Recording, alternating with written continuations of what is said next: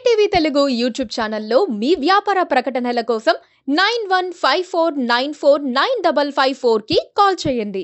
నమస్తే, welcome to KTV Telugu. నేను వసంత్.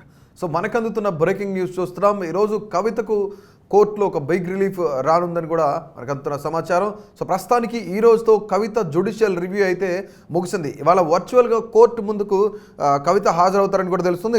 అలాగే కవితను మార్చి 15న ఈడీ అలాగే 11న సిబిఐ అరెస్ట్ చేసిన పరిస్థితి నెలకొంది. ఇప్పటికే సిబిఐ కేసులో కవిత బెయిల్పై ముగిసిన వాదనలు అయితే మనకు తెలుస్తుంది. ఇప్పటికే వర్చువల్గా వచ్చే నెల 2వ తారీఖు ఈ కేసును రిజర్వ్ చేస్తున్నట్లు కూడా తెలుస్తుంది. వాళ్ళతో కవిత జ్యుడిషియల్ రివ్యూ ఏదైతుందో జ్యుడిషియల్ రిమాండ్ ఏదైతుందో అది ముగిసినట్టుగా తెలుస్తుంది. ఇవాళ వర్చువల్గా కవిత కోర్టు ముందుకు రాబోతున్నారు.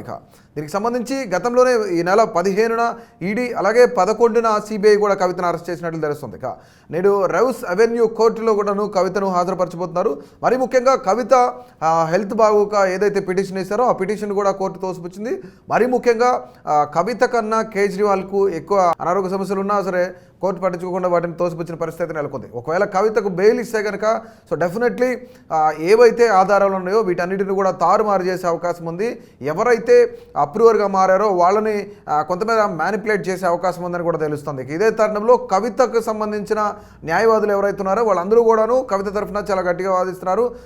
సింఘ్వి కానివ్వండి వీళ్ళంతా కూడాను దాదాపుగా 4 న్యాయవాదులు కూడా వాదిస్తున్న పరిస్థితి అయితే నెలకొంది. సో దీనికి సంబంధించి మరీ ముఖ్యంగా వాళ్ళు చేసిన కొన్ని సంచలనమైన కమెంట్స్ ఏంటంటే అప్రూవర్గా మారిన శరత్ చంద్రారెడ్డి ఆయన ఎలక్టోరల్ బాండ్లు కొనుగోలు చేసి బీజేపీకి ఇచ్చారని చెప్పేసి ఎవరైతే న్యాయవాదులు ఉన్నారో వాళ్ళందరూ కూడా చెప్పడం జరుగుతూ ఉంది. సో మరీ ముఖ్యంగా శరత్ చంద్రారెడ్డికి సంబంధించిన ఎలక్టోరల్ బాండ్లన్నీ కూడాను బీజేపీకి ఆయన కట్టబెట్టారని చెప్పేసి ఎవరైతే అప్రూవర్గా మారుతున్నారో ఎవరైతే ఈ కేసులో బీజేపీకి కొంత అనుగుణంగా ఉంటున్నారో శరత్ చంద్రారెడ్డి వంటి వాళ్ళు ఎవరైతే ఉన్నారో వాళ్ళందరికీ కూడాను త్వరగా బెయిల్ వస్తుంది, కావాలనే కవితను జైల్లో ఉంచుతున్నారని కూడా కవిత తరఫున న్యాయవాదులందరూ కూడాను వాదించిన పరిస్థితి నెలకొంది.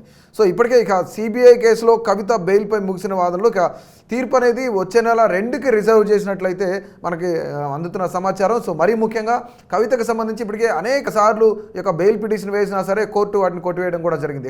మరీ ముఖ్యంగా ఈ యొక్క రౌస్ అవెన్యూ కోర్టులో కొట్టివేసిన తర్వాత కవిత తర్వాత సుప్రీంకోర్టుకి వెళ్ళే అవకాశం కూడా కనిపిస్తూ ఉంది. మరీ ముఖ్యంగా ఈరోజు ఆవిడ వర్చువల్గా కోర్టుకు హాజరవుతున్న పరిస్థితి అయితే నెలకొంది. ఇప్పటికే సిబిఐ కేసులో కవిత బెయిల్ పిటిషన్పై వాదనలు అయితే ముగిసాయి. ఇక ఈ వాదనలు ముగిసిన తర్వాత ఏం చేశారంటే తీర్పు వచ్చే నెల 2వ తారీఖు రిజర్వ్ చేయడం కూడా జరిగింది. అంటే మే నెల 2వ తారీఖుకి రిజర్వ్ చేయడం జరిగింది.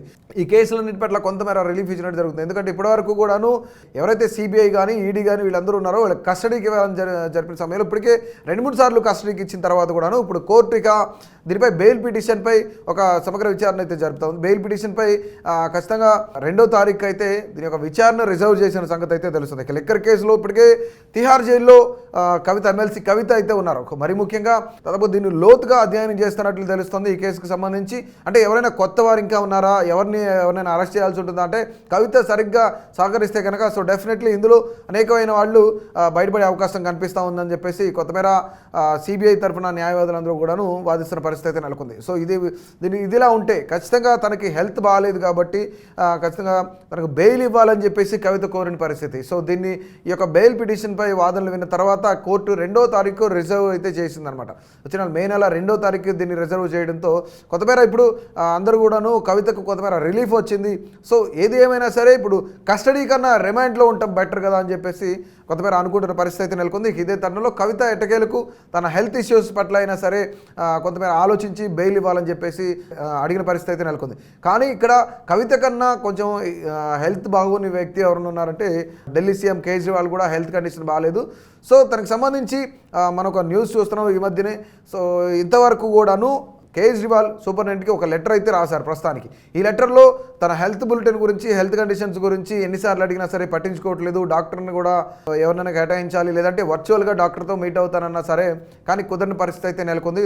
సో మరి ముఖ్యంగా ఇక్కడ జైలు సూపరింటెండెంట్కి కేజ్రీవాల్ కూడా లేఖ రాయడం జరిగింది. సరే కానీ సూపరింటెండెంట్ మాత్రం ఖచ్చితంగా నాకు ఎలాంటి లేఖ అందలేదు, కేజ్రీవాల్ నన్ను ఏం అడగలేదని చెప్పేసి ఆయన కోర్టుకు తెలియజేయడం కూడా జరిగింది. మరి ముఖ్యంగా ఈ యొక్క కేసులో ఇక ఆమ్ ఆద్మీ పార్టీకి సంబంధించిన ఆప్ నేతలందరూ కూడాను ఇది బీజేపీ కావాలని కుట్రపూరితంగా చేస్తుంది, కేజ్రీవాల్ని చంపేందుకు యత్నం చేస్తుందని కూడా కొన్ని ఆరోపణలు మనం వింటా ఉన్నాం. సో మరీ ముఖ్యంగా దీనికి సంబంధించి కవితకు సంబంధించిన విషయం మనం చూసుకున్నట్లయితే సో ఎట్టకేలకు కవితకు కొంతమేర రిలీఫ్ దొరికినట్లు అనిపిస్తుంది.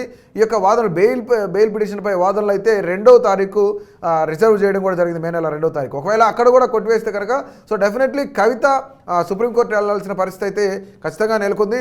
కవిత తరఫున న్యాయవాదులు అందరూ కూడాను బెయిల్పై వారి యొక్క వాదనలు అయితే వినిపిస్తున్నారు. ఎవరైతే అప్రూవర్గా మారారో వాళ్ళందరూ కూడాను కొన్ని కంపెనీలు రైట్ చేసిన కంపెనీలు అన్నీ కూడాను ఈ యొక్క విషయంలో ఏదైతే సిబిఐ కానీ ఈడీ కానీ వీళ్ళందరూ కూడాను ఐటీ దాడులు అంతా జరిగిన కంపెనీలన్నీ కూడాను మళ్ళీ ఎలక్టరల్ బాండ్లు కొనుగోలు చేసి బీజేపీకి కట్టబెడుతున్నారని చెప్తున్నారు. ఇదే తరుణంలో ఈ కేసులోనే అప్రూవర్గా మారిన ఎవరైతే శరత్ చంద్రారెడ్డి ఉన్నారో అరవిందో ఫార్మసీకి సంబంధించిన చైర్మన్ శరత్ చంద్రారెడ్డి కూడాను ఆయన ఎలక్టరల్ బాండ్లు కొనుగోలు చేశారు. ఇప్పుడు దాదాపుగా ఆయన అప్రూవర్గా మారి బెయిల్పై బయటకు వచ్చిన తర్వాత ఈ యొక్క ఎలక్టరల్ బాండ్లు కొనుగోలు చేసి దాదాపుగా 25 కోట్లకు సంబంధించిన ఎలక్టరల్ బాండ్లు అన్నీ కూడాను బీజేపీకి ఇచ్చారని చెప్పేసి వార్త అయితే చర్చ అయితే జరుగుతూ ఉంది.